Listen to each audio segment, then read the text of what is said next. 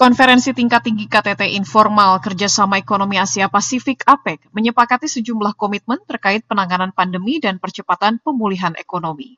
Salah satu kesepakatannya yaitu dengan deklarasi untuk memberikan fasilitas pergerakan barang esensial di masa pandemi hingga percepatan perjanjian fasilitas perdagangan World Trade Organization (WTO) untuk mendukung kelancaran rantai pasok vaksin COVID-19 dan barang terkait lainnya.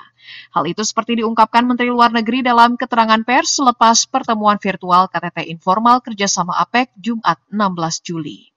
KTT APEC jelasnya juga menghasilkan pernyataan pemimpin ekonomi APEC untuk kerjasama dalam mengatasi COVID-19 dan mempercepat pemulihan ekonomi. Poin penting dari dokumen tersebut antara lain mendorong akses untuk vaksin COVID-19 yang merata hingga adaptasi pekerja dan sektor pelaku bisnis lewat transformasi digital.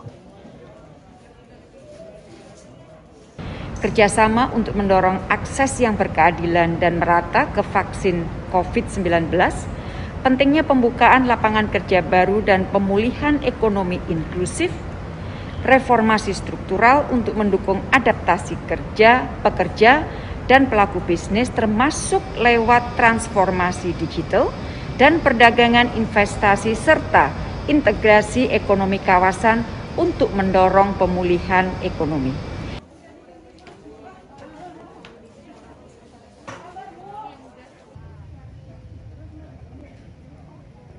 Pertemuan virtual juga dihadiri oleh Organisasi Kesehatan Dunia WHO dan Dana Moneter Internasional IMF. Kedua perwakilan itu menyatakan saat ini situasi dunia masih penuh tantangan baik dari sisi kesehatan maupun sisi ekonomi.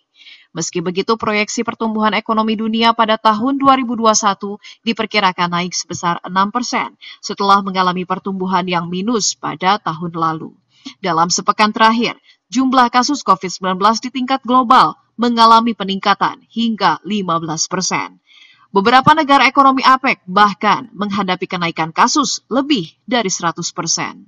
Tim Kantor Berita Antara mewartakan.